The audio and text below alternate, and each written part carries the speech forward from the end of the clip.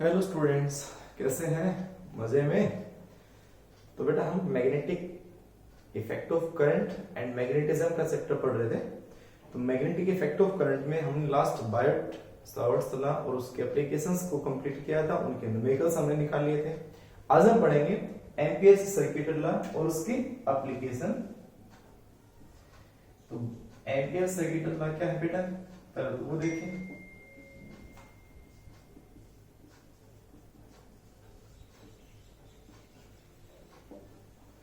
जिस तरह से बायोट सावर्ट्स लॉ क्या था, कूलॉम्स लॉ का एनालॉग, मींस जो इलेक्ट्रिक फील्ड के अंदर कूलॉम्स लॉ पढ़ा था वही कॉन्सेप्ट हमने बायोट सावर्ट्स लॉ का पढ़ा है। जिस तरह कूलॉम्स लॉ के लिए हम स्ट्रेट वायर के लिए न्यूमेरिकल्स निकाले थे, सर्कुलर के जो न्यूमेरिकल्स निकाले थे रिंग वगैरह के, वही सारे बायोट में पढ़ा है।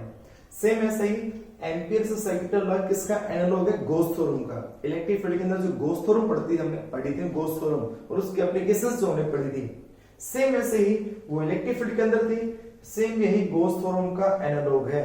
उसने मैग्नेटिक फील्ड निकाला था due to due to charge Gaussian surface मान के। यहाँ पे हम मैग्नेटिक फील्ड निकालेंगे करंट के कारण, क्या लेंगे? Amperian loop. गॉस ने अपना नाम दिया गॉसियन सरफेस, ऐसे एम्पियर क्या नाम देगा? Amperian loop. बिल्कुल वो का वो कॉन्सेप्ट है, वो का वो कॉन्सेप्ट है, कुछ भी अलग नहीं है। सेम उसका जो गॉसियन सरफेस था शेप साइज पे डिपेंड नहीं करता है, सेम इसका भी एम्पीरियन जो लूप है वो भी शेप एंड साइज पे डिपेंड नहीं करता है। तो वो इलेक्ट्रिक फील्ड का है, ये मैग्नेटिक फील्ड का है, सेम कॉन्सेप्ट है। तो अगर किसी को गॉस थ्योरम नहीं आई समझ में, तो आप यहां से उसको अच्छे से समझ सकते हो, सेम वो का वो कॉन्सेप्ट है। तो सबसे पहले एम्पियर सर्किट लॉ होता क्या है बेटा, वो देखें। इसने कहा line integral it states that, हमेशा स्टेटमेंट में पहला पी लिखा है और हमेशा जो लॉ होता है वो it states that the line integral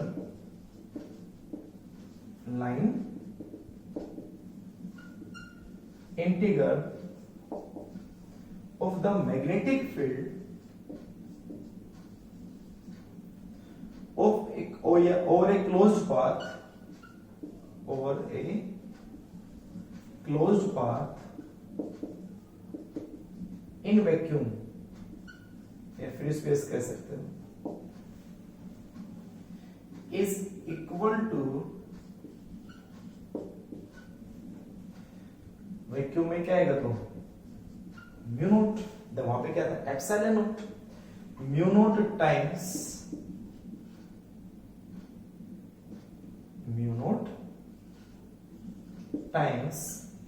the total current crossing through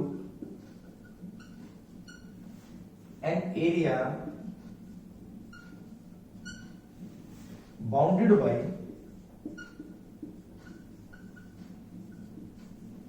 closed surface।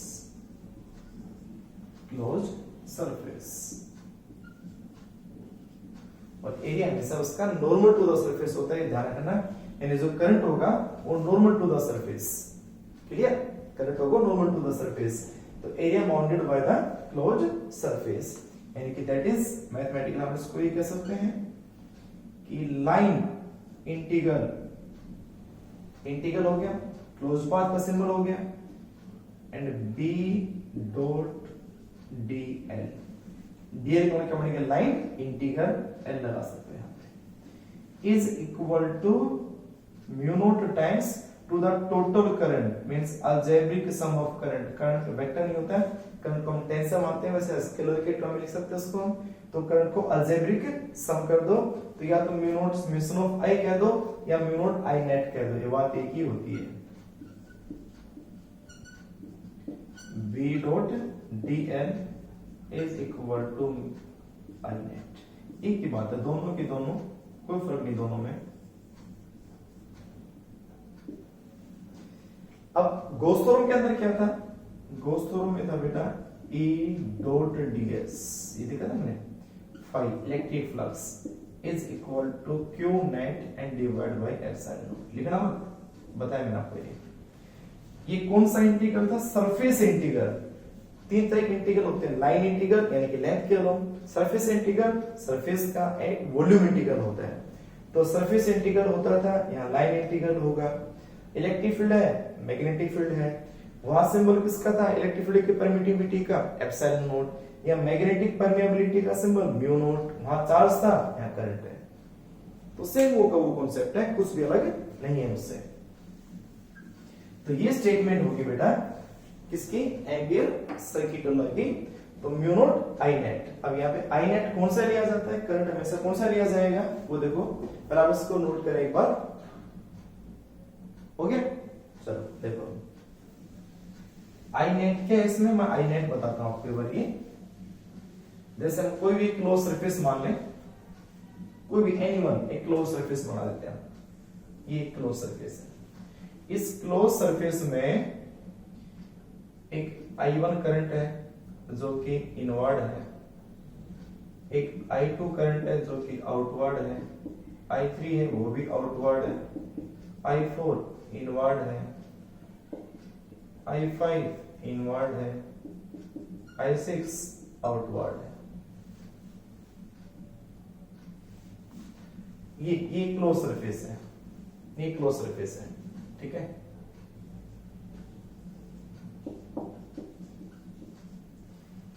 अब ऐसे एक क्वेश्चन बन के आ जाए, क्लोज सरफेस के अंदर ये सब करंट दे रखे हैं और आपसे पूछा जाए बताओ इसका बी डॉट डीएल कितना होगा, बी डॉट डीएल कितना आएगा। तो सबसे पहले बी डॉट डीएल निकालने के लिए क्या लगाना पड़ेगा, आई नेट। तो उसका आई नेट कितना होगा, आई नेट, इसका आई नेट आ जाएगा, ये आउटवर्ड है, मींस करंट बाहर है, बाहर, ये क्या है इनवर्ड। तो आउटवर्ड को पॉजिटिव मान लो, इनवर्ड को नेगेटिव मान लो, इनको मान लो पॉजिटिव और इनको मान लो नेगेटिव। तो क्या बचेगा बताओ, I1 नेगेटिव हो गया तो माइनस हो गया I1, I2 हो गया पॉजिटिव, I3 भी हो गया पॉजिटिव, I4 क्या हो गया नेगेटिव। और बाहर के इंक्लूड होते नहीं है, दोस्तों वाली बात है सेम, बाहर का चार्ज इंक्लूड होता नहीं है। तो यहाँ पे I जो नेट है वो किसके इक्वल है, minus I1 plus I2 plus I3 minus I4, ठीक है। तो ये हो गया आई नेट। और आपको बी डॉट डीएल पूछे तो उसका भी देना भाई, B dot dl equal to mu naught I net, mu naught I net की वैल्यू ये पुट कर देना। तो ये सिंपल सा कॉन्सेप्ट होता है क्या, एम्पियर्स सर्किट लॉ का, ठीक है। तो सेम जहां चार्ज था वहां क्या आ गया, करंट आ गया। अब पढ़ेंगे इसका प्रूफ एम्पियर सर्किट लॉ का। तो देखो बेटा, जिसमें आप बात लिख लो, थ्योरेटिकल वो आपको बोल रहा हूं, लिख लो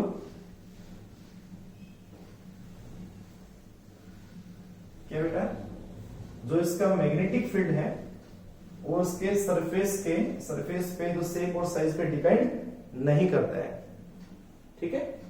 क्लोज सरफेस जो दे रखा है वो क्लोज सरफेस होना से बस उसके शेप और साइज पे डिपेंड नहीं करेगा।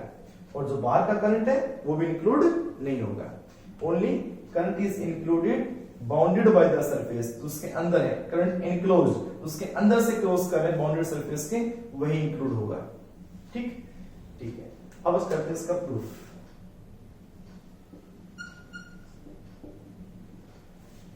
तो हम कोई भी एक स्ट्रेट वायर लेके चल पड़ते हैं। और दूसरी बात, ampere circuit law valid only for symmetrical current distribution, ये बात लिख देना इसमें बार। मैं इस लास्ट में लिखा देता हूं, मैं बात लिख देंगे। जो एम्पियर सर्किट लॉ होता है वो only valid for the long wire and symmetrical current distribution, only symmetrical के लिए। इस तरह दोस्तों वो भी सिमेट्रिकल थी, ये भी सिमेट्रिकल के लिए होगी बेटा। तो हम कोई भी एक स्ट्रेट वायर ले लेते हैं, ये कोई भी इनफाइनाइट वायर है, straight wire, infinite long wire है। करंट कितना मान लेते हैं I। किसी भी पॉइंट पे मुझे क्या निकालना, मैग्नेटिक फील्ड, जो कि हम बायोट में निकाल चुके हैं, इस पॉइंट पे निकालना है। तो हम क्या करेंगे, सबसे पहले इस करंट के कारण मैग्नेटिक फील्ड लाइंस, अगर ये करंट है तो मैग्नेटिक फील्ड लाइन कैसे फ्लो करेंगे, कैसे मूव करेंगे ना, कैसे हमारे पास पैटर्न बनाएंगे मैग्नेटिक फील्ड लाइंस, उनका पैटर्न कैसा होगा, एंटी क्लॉक होगा। ये कैसे है, वाई एक्सिस में। तो हमारे पास जो मैग्नेटिक फील्ड लाइन होंगी वो एक्स और जेड प्लेन में होंगी। तो ये मैग्नेटिक फील्ड लाइंस ऐसे बन जाएंगे इसमें। तो इस पॉइंट P से होती हुई मैग्नेटिक फील्ड लाइंस कैसा लूप बनाएंगी, एंटी क्लॉकवाइज।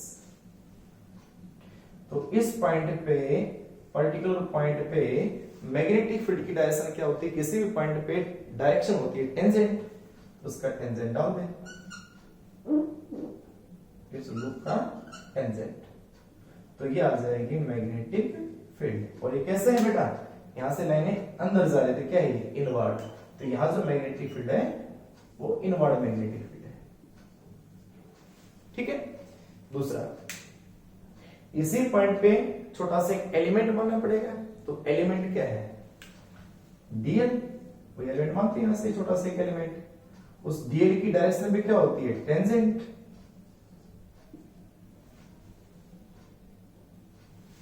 एक छोटा सा लाइन एलिमेंट हो गया, तो उसकी डायरेक्शन भी क्या होगी, उसी के लो करो फिर। तो सबसे पहले हम करेंगे B dot dl, integral of B dot dl क्या होगा, this is equal to integral of A dot B. क्या होता है, ए डॉट बी होता है A B cos theta. B में और डीएल में, बी में और डीएल में कितना एंगल है, 0, पैरेलल है दोनों। तो theta is 0 degree between B vector and line element dl vector. ठीक, बताओ। तो बी डॉट डीएल कितना आ जाएगा, बी डॉट डीएल आ जाएगा B D L. B total field है, बाहर कर दो, अंदर क्या बचेगा, डीएल। डीएल डीएल डीएल, इतना डीएल है, फिर डीएल है, से डीएल डीएल ऐड करता चला जाऊं। इसकी रेडियस को अगर मैं कितनी मान लूं, आर, तो इस पूरी लूप की क्या आ जाएगी, सर्कमफ्रेंस, टोटल लेंथ आ जाएगी। तो डीएल डीएल ऐड करते चले जाएं, तो टोटल हमारे पास क्या बन जाएगा बेटा, b इंटू 2 पाई r। तो b dot D L is equal to आ गया b into 2 pi r, b into 2 pi r। But we know, सीधा कर सकते हो, magnetic field at point P कितनी होती है हमें पता है, बायोट ने बता दी थी पहले। अगले केस में निकालेंगे, इसने भी निकाली है स्ट्रेट वायर से, लेकिन पहले बायोट से निकाल के हम इसमें प्रूफ कर देते हैं एक बार। एट P कैसा वायर है, लॉन्ग वायर है, इनफाइनाइट वायर है।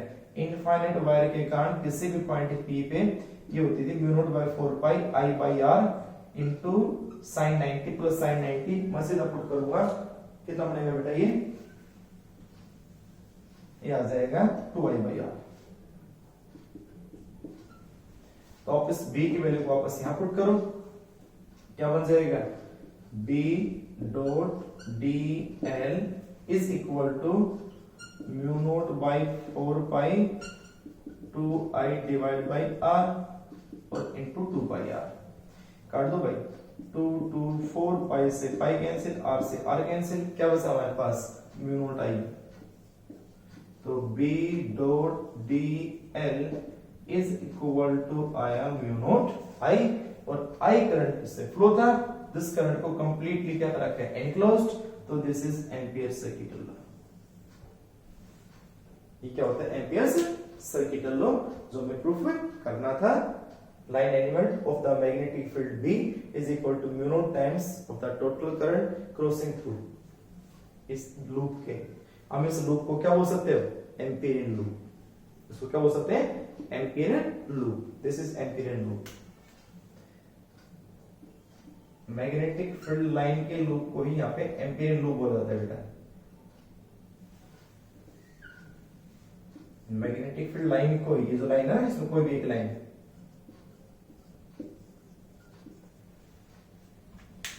गॉसियन सरफेस का कॉन्सेप्ट क्या था कि उसके हर पॉइंट पे फील्ड सेम होगा, तो इसमें सेम है। अगर आप यहां निकालोगे तो भी फील्ड यही आएगी, आप यहां निकालोगे तो फील्ड यही आएगी, आप यहां निकालोगे तो फील्ड यही आएगी, क्योंकि इसकी रेडियस हमेशा क्या रहेगी, सेम। ये ऐसे है, ऐसे है। तो इस वायर से इस सर्कुलर पोर्शन की डिस्टेंस हमेशा क्या रहेगी, r रहेगी, तो फील्ड क्या आएगी, सेम आएगी। ठीक है, तो नोट करो उसको, कर ले बेटा। इसके बाद करेंगे इसकी एप्लीकेशंस। इसके एप्लीकेशन देखो आगे नेक्स्ट।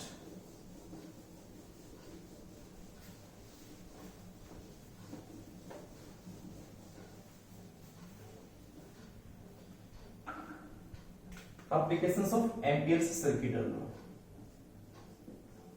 आप लिख लो थर्ड डिग्राम में applications of Ampere's circuital law, और उसकी फर्स्ट एप्लीकेशन लिख रहा हूं, application number first, magnetic field due to a thin long straight current carrying conductor, current carrying conductor जिसकी थिकनेस ना बराबर हो, सिलेंड्रिकल नहीं है बिल्कुल भी, उसकी थिकनेस नेग्लिजिबल थिकनेस है। तो जो हमने ampere circuital Biot Savart's law से स्ट्रेट वायर के कारण जो मैग्नेटिक फील्ड निकाली थी, उसमें हमने वो सब निकाल सकता था, फाइनाइट, इनफाइनाइट, ठीक है, कैसा भी हमारे पास है, छोटा था, बड़ा था, एक एंड पे, दूसरे एंड पे, वो बायोट ही निकाल सकते हैं ओनली। एम्पियर सर्किटल लॉ का था ओनली लॉन्ग स्ट्रेट वायर में, जैसे आपको बताया था एम्पियर सर्किटल लॉ, लेकिन रहने बाद दोनों है only valid for long straight wire, ठीक है। एंड दूसरा सिमेट्रिकल करंट डिस्ट्रीब्यूशन। बायोट के लिए हम क्या करते थे बेटा, चाहे वायर छोटा हो, चाहे उसका एंगल कितना बड़ा हो, वो बायोट निकाल सकता था कि भाई एक एंगल 30 बना, एक साइड 60 बना, स्क्वायर का, रेक्टेंगल का, सर्कुलर का, सब निकाले उसने यहाँ पे। लेकिन एम्पियर नहीं निकाल सकता, ये नहीं निकाल पाए कभी भी यहाँ पे। तो इसके कारण ओनली कैसा वायर होगा, ओनली लॉन्ग स्ट्रेट वायर होगा। तो ये एक लॉन्ग स्ट्रेट वायर है जो अभी हमने फील्ड लेके चले थे, अब फील्ड हम निकालेंगे। ये लॉन्ग इनफाइनाइट वायर है जिसमें जो करंट है वो करंट कितना है, I। और भाई इसके कारण पहले मैग्नेटिक फील्ड में लाइन ड्रॉ कर दो, वही बनेंगे सेम। अगर करंट अपवर्ड है तो मैग्नेटिक फील्ड लाइंस कैसे होंगी, एंटी क्लॉकवाइज, एंटी क्लॉकवाइज। और किसी भी पॉइंट पे, इस पॉइंट, ये इसकी रेडियस मान लेते हैं, और इस पॉइंट पे मुझे क्या निकालनी है, मैग्नेटिक फील्ड निकालनी है। तो इसका टेंजेंट डालोगे तो उसकी डायरेक्शन आ जाएगी बी की, जो ये तो पता चला कि कैसे होगी, इनवर्ड, क्योंकि लाइन कैसे है, यहां से अंदर इनवर्ड। और इसी पॉइंट पे अगर डीएल छोटा सा एलिमेंट देखेंगे तो एलिमेंट की डायरेक्शन भी इधर ही होगी। तो ये बात तो क्लियर होगी। ये जो लूप है इसको क्या बोलोगे आप, एम्पियरियन लूप।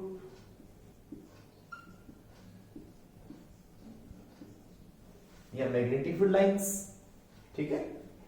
अब बताओ क्या होगा बेटा, ये पॉइंट ओ पॉइंट सेंटर उसका, तो सेंटर से आर डिस्टेंस पे फील्ड हम निकाल रहे हैं। तो सबसे पहले बी डॉट डीएल सोल्व कर ले, बी डॉट डीएल सोल्व कर ले। तो B D L cos theta, दोनों में एंगल कितना है, 0, सीधा करूंगा मैं, कोस 0 1 हो गया, क्या बन जाएगा, ये आ जाएगा बी डी एल। बी को बाहर करोगे, डीएल डीएल डीएल करते ऐड करते चले जाओगे तो 2 पाई आर हो जाएगा। तो बी इंटू 2 पाई आर। याद करो दोस्तों के अंदर ये एस होता था, उसका सरफेस लेते थे हम 4 पाई आर स्क्वायर सरफेस एरिया, ठीक है। यहाँ क्या उसकी लेंथ होगी, लेंथ इंटीग्रल है, ये लाइन इंटीग्रल है। तो एक तो आ गया B dot D L is equal to B into 2 pi R. फिर क्या करते थे हम, फिर यूजिंग एम्पिरियन जो लॉ था वो, या उसमें क्या लिखते थे, अकॉर्डिंग टू गॉस थ्योरम। तो यहां क्या लिख देंगे हम, फ्रॉम एम्पियर्स लॉ। तो एम्पियर्स लॉ में क्या था बेटा, B dot D L is equal to mu naught I net, और ये आई नेट कितना है, आई है, तो ये कितना बन जाएगा, म्यू नॉट आई। आई नेट कौन सा है, इस बाउंडेड सरफेस में कितना करंट है, तो आई करंट, कंप्लीट करंट इसमें आई है। तो फ्रॉम फर्स्ट एंड सेकेंड बताओ क्या बन जाएगा, फ्रॉम फर्स्ट एंड सेकेंड। तो यार कंपेयर कर दोनों को, तो b into 2 pi R is equal to mu naught I, and b is equal to क्या बन जाएगा बेटा, mu naught I divide by 2 pi R. आप देखो बैट निकाल, वही है, अलग है, वही है। उसको 2 से मल्टीप्लाई कर दो, 2 से डिवाइड कर दो, चाहे वही बनेगा। अगर 2 से डिवाइड करोगे तो नीचे 4 पाई हो जाएगा, यहाँ 2i हो जाएगा और r ये तो बनेगा। तो यही बायोट ने निकाला था कि एक स्टेट वायर के कारण किसी भी पॉइंट फील्ड पे, लेकिन वो स्टेट वायर इनफाइनाइट होना चाहिए, तो इसने ओनली इनफाइनाइट वायर के लिए निकाल सकता है बस ये। यहाँ पे एंगल तो आया ही नहीं कि भाई यहाँ इस पी पे इस एंड के कारण कितना एंगल बना, इसके कारण कितना एंगल बना, इसका और ये फाइनाइट वायर का नहीं निकाल सकता, ये ओनली इनफाइनाइट वायर का निकाल सकता है मैग्नेटिक फील्ड। ठीक है, तो आप इसको नोट करो अच्छे से बार। चलो नेक्स्ट अगले एप्लीकेशन देखिए इसके आगे और समझ में। तो यहाँ पे बी किसके इनवर्स है, आर के। अगर आपको उसमें मैग्नेटिक फील्ड का और उसका डायग्राम ग्राफ बनाना हो तो यहाँ बी जो है वो इनवर्स टू आर है, तो इसका ग्राफ इस टाइप बन जाएगा, बना लेना आप।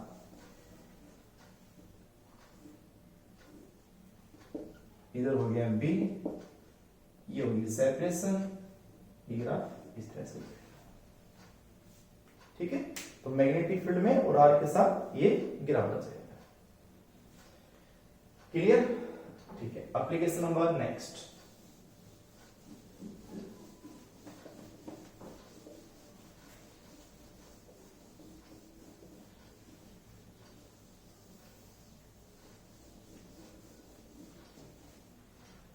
मैग्नेटिक फील्ड ड्यू टू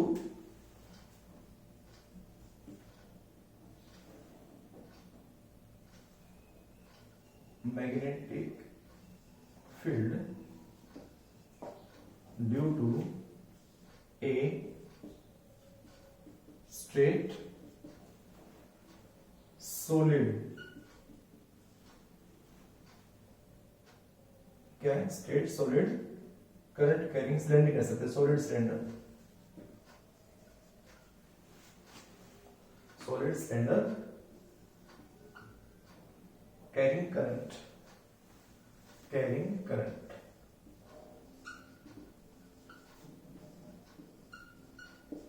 और करंट किसके अलोंग है, अलोंग द एक्सिस ही कह सकते हैं। जो करंट है वो किधर है, अलोंग एक्सिस है।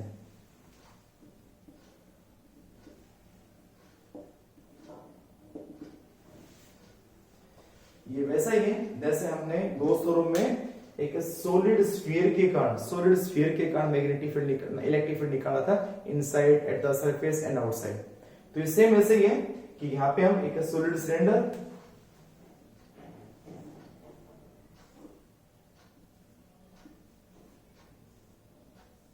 ये है, ठीक है, जिसमें इसकी रेडियस, इसका एक्सिस के अलोंग करंट है, तो ये इसका एक्सिस हो गया।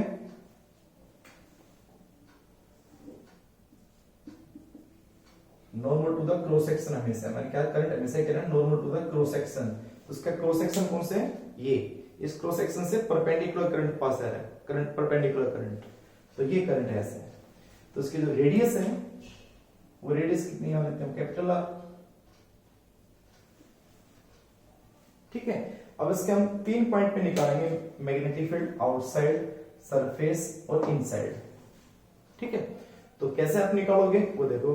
तो सबसे पहले हम निकालेंगे आउटसाइड निकालेंगे, तो आउटसाइड एक एम्पीरियन लूप बनाओगे। तो किसी भी पॉइंट पे जैसे हम आउटसाइड निकालना चाह रहे हैं तो एक एम्पीरियन लूप ये बना दिया हमने, जिसमें यहां से ओ पॉइंट से यहां निकालना हो पी पॉइंट पे, उसकी डिस्टेंस क्या मान ली आर। इसके कारण मैग्नेटिक फील्ड लाइन क्या होगी, ये हो जाएगी कि क्या जाएगी, करंट ऊपर, यहां क्या होगी इनवर्ड, तो मैग्नेटिक फील्ड तो इनवर्ड ही है। इसी पॉइंट पे टेंजेंट डालोगे, डीएल भी निकालोगे तो डीएल उधर ही आएगा। ठीक है, इसका क्रॉस सेक्शनल अगर हम वो देखें, व्यू देखें, क्रॉस सेक्शनल व्यू, तो ऐसा बनेगा इसका क्रॉस सेक्शनल व्यू। हो सकता है आपको पेपर में एक क्रॉस सेक्शनल व्यू भी दिया मिले। ठीक है, ये बनाता हूं कि ये एक है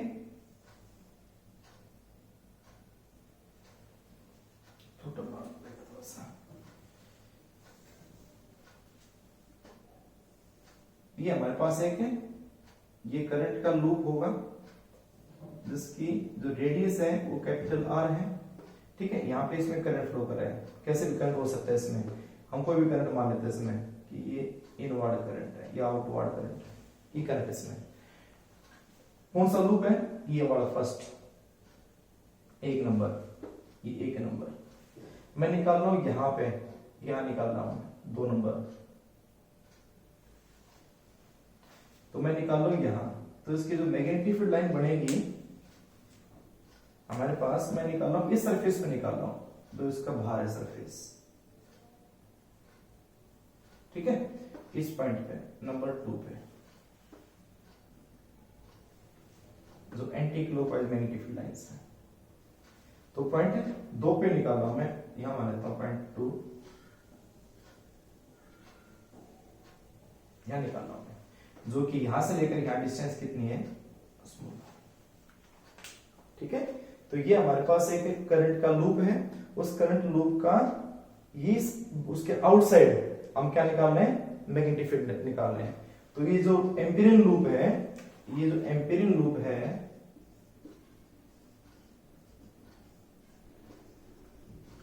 इसने करंट को कंप्लीटली क्या कर दिया, एनक्लोज कर दिया, यानी इस एम्पीरियन लूप में सारा का सारा करंट आ गया। तो इस एम्पीरियन लूप, ये एम्पीरियन लूप है, इस एम्पीरियन लूप में टोटली करंट एनक्लोज हो जाएगा। करंट क्या लेंगे, आई नेट जो करंट होगा वो क्या लेंगे, आई लेंगे। तो हो जाओ शुरू भाई। तो सबसे पहले तो फिर वही बी डॉट डीएल, पहले तो लिखे तो सही कहां निकालना है, सबसे पहले निकालेंगे, यहां पॉइंट ए डाल देता हूं मैं, magnetic field outside the cylinder, outside the cylinder, यानी कि दैट इज एट आर पे निकाल रहा हूं जो कि उसकी रेडियस से ज्यादा है, इस रेडियस से ज्यादा है ये, ठीक है। तो बताओ, करो शुरू। तो सबसे पहले फिर वही बी डॉट डी एल कितना होगा, पहले दोनों में एंगल 0 है तो पहले ही ओपन करेंगे, बी डी एल कोस 0, कोस 0 1, क्या हो जाएगा बी डी एल, ठीक है। और is equal to B into DL, DL DL add करते चले जाओगे, ऐड करते चले जाओगे तो इस एम्पीरियन लूप की क्या आ जाएगी, लेंथ, और एम्पीरियन लूप की लेंथ कितनी हो जाएगी, 2 पाई आर। तो हमेशा डीएल हमेशा किसका ले रहे हो, एम्पीरियन लूप का, तो उसी की लेंथ ली जाएगी तो उसी की रेडियस होगी, तो 2 पाई आर। तो ये रेडियस का थोड़ा सा ध्यान से देखना, कौन से हमारे पास रेडियस इसमें, तो आप डीएल जो ले रहे हो वो एम्पीरियन लूप का ले रहे हो, तो उसी की लेंथ और उसी की रेडियस 2 पाई आर। तो बी डॉट डीएल जो आ गया वो आ गया बी इंटू 2 पाई आर, ठीक है। दूसरा एंड फ्रॉम एम्पियर जो लू होता है उससे, फ्रॉम एम्पियर्स रूल, ये लो एक ही बात है, क्या था बेटा वो कि B dot D L is equal to mu naught I net, I net यहां पे कितना है, आई है, तो म्यू नोट आई। तो from equation first and second बताओ क्या बनेगा, फर्स्ट एंड सेकेंड क्या होगा, this is B dot D L is equal to B क्या आएगा, म्यू नोट, इन दोनों को कंपेयर कर दिया तो कंपेयर करो तो क्या जाएगा, B into 2 pi R, B into 2 pi R is equal to mu naught I, और B जो आ जाएगा वो कितना हो जाएगा, mu naught I divide by 2 pi R, जो एक स्ट्रेट वायर के कारण होता था, उसी कारण उस जैसा ही फील्ड एक सिलेंड्रिकल वायर के कारण भी होगा अगर आर डिस्टेंस पे हो तो B इज इक्वल टू आ जाएगा mu naught I divide by 2 pi R, और ये जो फील्ड है वो inverse to distance from the axis of the wire,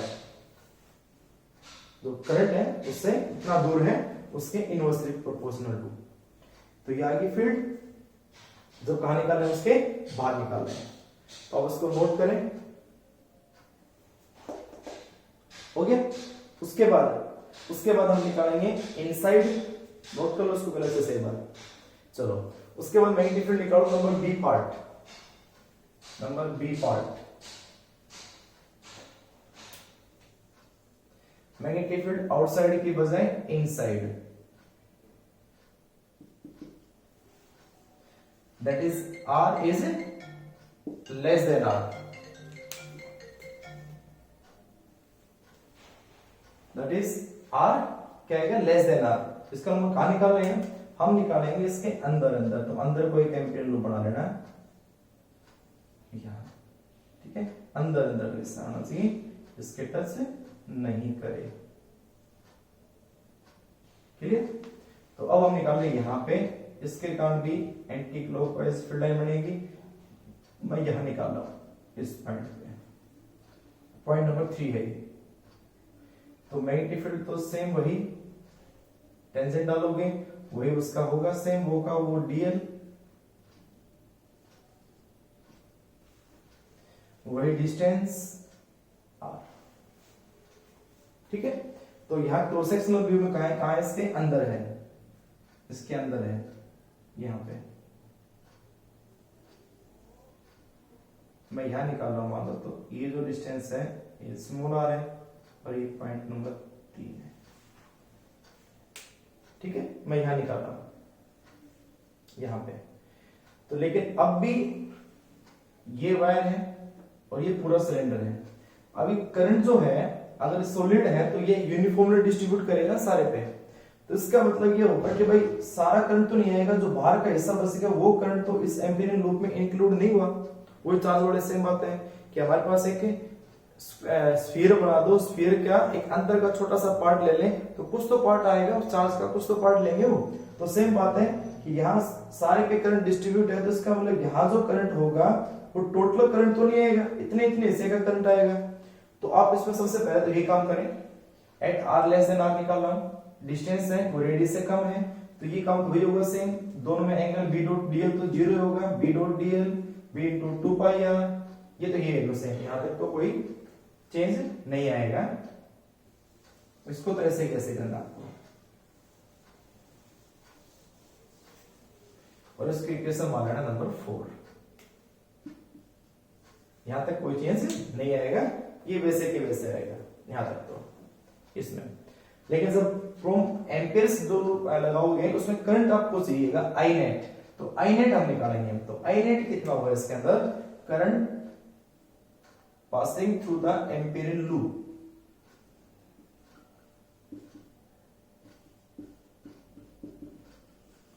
current passing through या क्रॉसिंग थ्रू एम्पिरियल लूप,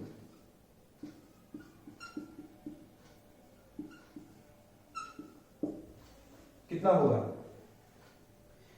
कितने में निकाल रहे हैं, pi R square, current in pi R square.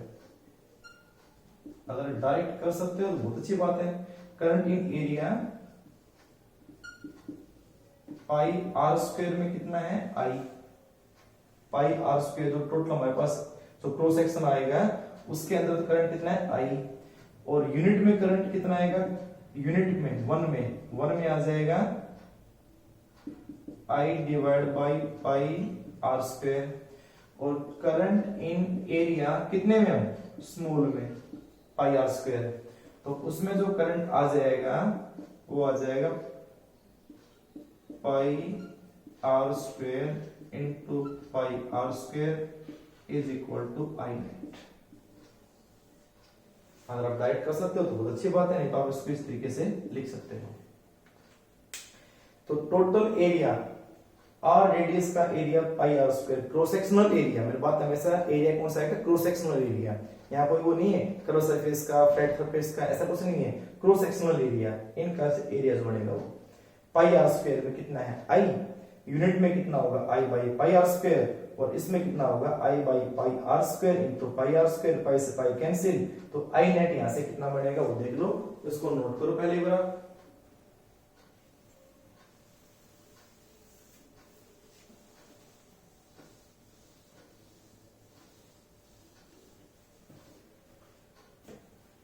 From imperial loop या लो फ्रॉम एम्पियर्स लॉ क्या था, B dot dl is equal to I net की वैल्यू पुट कर दो, तो B डॉट dl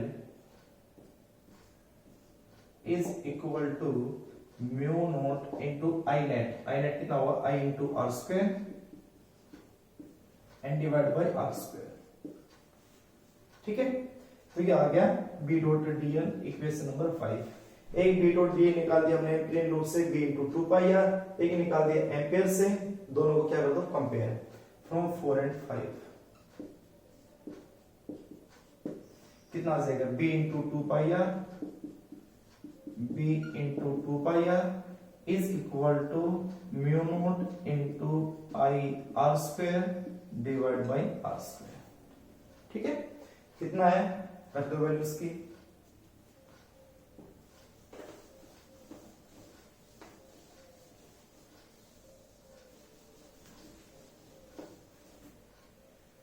तो B जो आएगी वो हो जाएगा म्यू नॉट डिवाइड बाई 2, कैसा जा रहा था जी, म्यू नॉट, एक r से r कैंसिल हो गया, तो mu naught I R divide by 2 pi R square. ठीक है, equation number 6। Mu naught constant, 2 constant, pi constant, radius constant and current constant. तो यहां जो मैग्नेटिक फील्ड है वो डायरेक्टली प्रोपोर्शनल टू आर के है। Equation number 7। ठीक है, तो इनसाइड जो मैग्नेटिक फील्ड है वो डायरेक्ट होती है, सेम इलेक्ट्रिक फील्ड की तरह है। इलेक्ट्रिक फील्ड भी इनसाइड कहते हैं, डायरेक्ट पढ़ लेना, देख लेना चाहिए वहां पे। नंबर 7, 2 पॉइंट और बच गए, बी पार्ट निकाल दिया, सी पार्ट उसको बी कर देना बेटा, C part at the surface,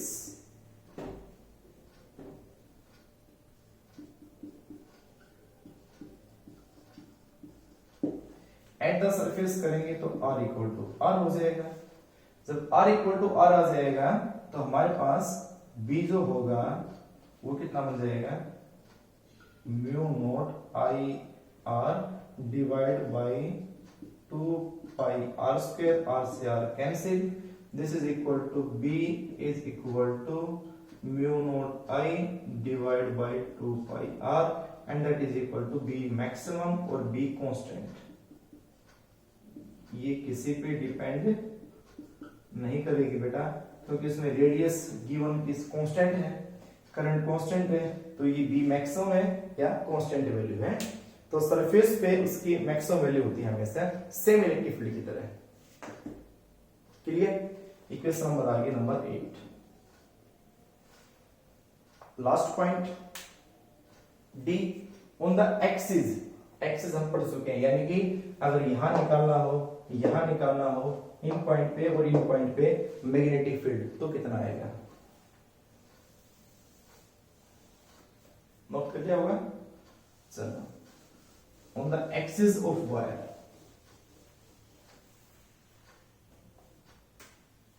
number D point,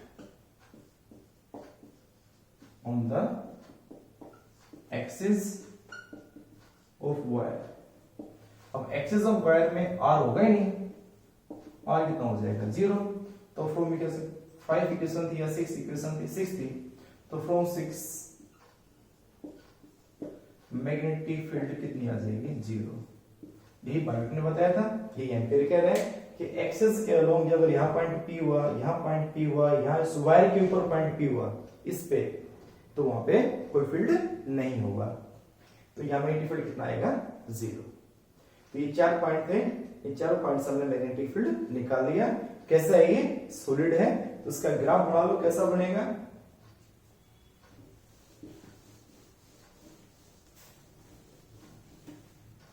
इसका ग्राफ बनेगा